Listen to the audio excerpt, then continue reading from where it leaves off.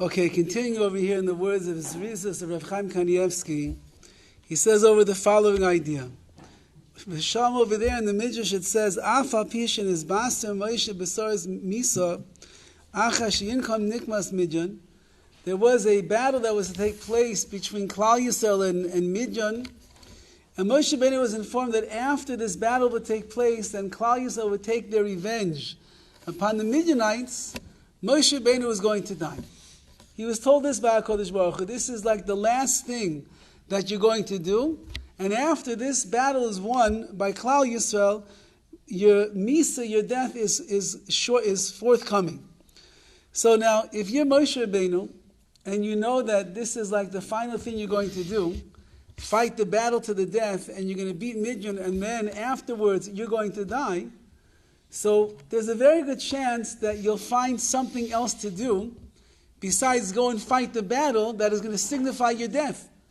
However, the Midrash says, Afa Piken, even though that Moshe knew that this is going to be the end after this war is over, Nizdares, nevertheless, he continued to act bizrizus. He motivated himself with great zealousness, and he went to tackle the battle of Midian. So the point that Einstein, take a look over there. So the point that he's making is that if Moshe Rabbeinu knew that this act itself is going to bring about his ultimate demise and his end, and yet still he did it bizrizus, so then alachas kam v'kam, all the more so a person who has an opportunity for a mitzvah which is just going to extend your life, which is going to bring you bracha, it's going to bring you siyata d'shema, it's going to bring you tremendous things. So all the more so how much a person should be running to go and to do that mitzvah. I heard a ma'aseh today about a father and his son that were in the pre-war Europe as the Holocaust was setting in, and the Nazis, Yamach Shemam, they came to town and they told all the Yidden, you have to gather your belongings. Everybody can carry 10 kilos of belongings with them as we're going off to the trains. So they had already heard all the terrible rumors in the town, and they knew where the trains were leading. They thought maybe either a labor camp or, God forbid, even the worst, the concentration camps. But everybody began packing their bags, whatever they could carry. And many of the people that were there, they opened up their clothing and they hid inside of the pockets of their jackets and their clothing. They hid gold and silver and money and jewels, whatever they had, lest they would be able to bribe the guards at a certain point to be able to go off for free. So there's a certain father and his son that they were packing their stuff, and the father said to his son, he said, Avram, do me a favor. He says, can you please iron my shirt for me? He said, Tati, iron your shirt? We're going on to the cattle cars, and the cattle cars are taking us to who knows where. You worrying about ironing your shirt? So he told his son, please, just iron my shirt. Okay? The son gets out the iron, and he irons his father's shirt. And he hands it over to his father, and his father says, it's creased over there. There's still some crinkles. Do me a favor, make it look nicer. So he said again, Abba, Tati, we're going on to the cattle cars. Nobody cares whether you have a shirt that's ironed or a shirt that's wrinkled. Why? Please, don't ask. Just iron the shirt. So the boy goes and he irons the shirt, and he gives it back to his father, and he says, one more place over here. You see that crease over there on the sleeve? Make sure you get rid of the crease on the sleeve. And the boy says again, Tati, I don't understand. We're going to the cattle cars. Nobody cares what your shirt looks like. Please, my son, iron the shirt. He irons the shirt the last time, and the father says, perfect, thank you very much. He says, Tati, what is... He said, everybody right now is busy opening up their clothing, and they're hiding in gold and silver and jewels and money, because they want to have some kind of like life insurance policy that if they'll get the right guard in the right place and they'll bribe them with the right amount of money, they're going to live. I want to give you the greatest life insurance policy that I possibly can. I want you to have the mitzvah of kibbud av ve'em before you leave this house. Because as it says in the Torah, that if a person will honor their father and their mother, what is the bracha? What is the reward? You'll have a richas yamim, you'll have a long life. So while everybody else is coming with money and gold, I'm giving you the mitzvah that will ensure you a long life. this young boy, Avram, ended up surviving the war. And by the bar mitzvah of his grandson, he told over the story of his father. And he told over that he was the only one of the family, and I think maybe it was even the town, that survived the war because of the last mitzvah that he had over there at Kibbutz Avim. And Moshe Rabbeinu was going to his death after this battle with Midian. And Moshe Rabbeinu did not for a second stop himself and say, wow, should we go through with it? Should we not? Who knows what's going to be afterwards? Rather, Afal Pike Nizdaris, he was alacritous with his ZERIZUS, and he did it, and so too we should be the same way in our mitzvahs.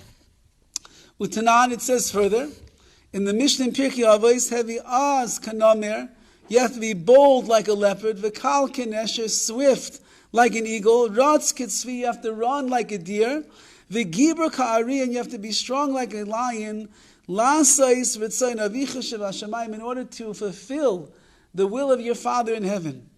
So it sounds like, from the way that Rav Chaim Kanievsky is quoting the Mishnah, all of these different animals that the Mishnah is saying that you should be like, they're all different aspects in the world of ZERIZUS. It's not only the ratz kitzvi, not only the run like a deer, but swift like an eagle also. You have to be swift to overcome the challenges of life, and you have to be bold and strong and stand in the face of adversity, and you have to be gibor, you have to be strong like a lion.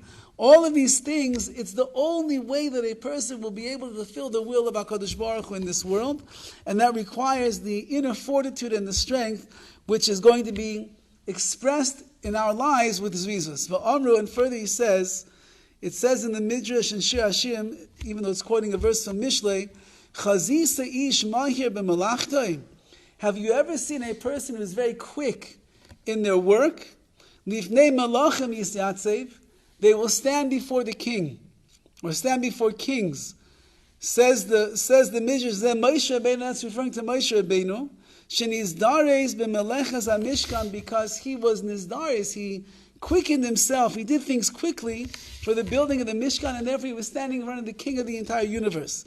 But the pasuk goes on over there, and it continues, and it says that have you ever seen a person who's quick in his actions? He will stand before the kings to do their avodah, to do their work, and he will not have to stand before chashuchim, he will not have to stand before the lowly ones or the less important ones. And I believe if you look in the Mesilas Yesharim, he points out over here on this pasuk that a person that lives a life of ZERIZUS, so you find so much favor in the eyes of HaKadosh Baruch Hu. HaKadosh Baruch Hu, he keeps you close, because he always wants your avodah, he wants your service, he wants the job that you're going to do. But a person that is be'atzlus, a person that lives a life of laziness and inertia, so then they don't have a chance to come and serve the king. Imagine the king has a palace, and he has some plumbing issues, or he has some AC issues, and he calls Stan Hoffman to come and to fix his air conditioning unit. And Stan, as I'll tell over the story, that I think the first year that we had Mukar Chaim in the small little place, the air conditioning broke down on Erev Tisha B'Av. Erev Tisha B'Av is the worst day of the year that the air conditioning can break down on. I called the management. I said, I got a big problem. I have a holiday that's coming, and I need the air conditioning fixed. Yeah, we'll try to get there. We'll try to get there. You call one phone call, Stan Hoffman, and 10 minutes later, he's climbing up on the roof. 8, didn't even make it home for the Suda Mafsekes before the fast started. He was there in the heat of the sun, schwitzing his head off to make sure that the air conditioning worked that night for Tisha B'Av and the rest of the day, so we could be comfortable, cool, and fine while we were fasting. Such a person like that, he doesn't have to go selling his name and selling his wares and trying to get a job somewhere. He's like it says over here, he's quick to do his stuff, so then he's going to work for the kings. Somebody who doesn't put in his heart and his soul into the malach, into the job that he has to do, the king's not hiring him, that's for sure. He's going to go and hire somebody else. And this guy's going to be on Yelp and please send me a good rating over here so he can get a job. He's not going to be in the presence of the malachim of the kings. So, Be'ez Hashem Yisbarach, we have to recognize that every mitzvah is so precious and it's so valuable. You're losing nothing by doing the mitzvah. You're gaining everything by doing the mitzvah, and unfortunately we lose out by not doing the mitzvah, and therefore we have to try our best to live a life of ZERIZUS, of being quick and zealous and alacritous in order to do the mitzvah of Hashem, because in that way, if you're quick, then lifnei malachim yisyatzev, you will stand in front of the king, the melech malchei malachim.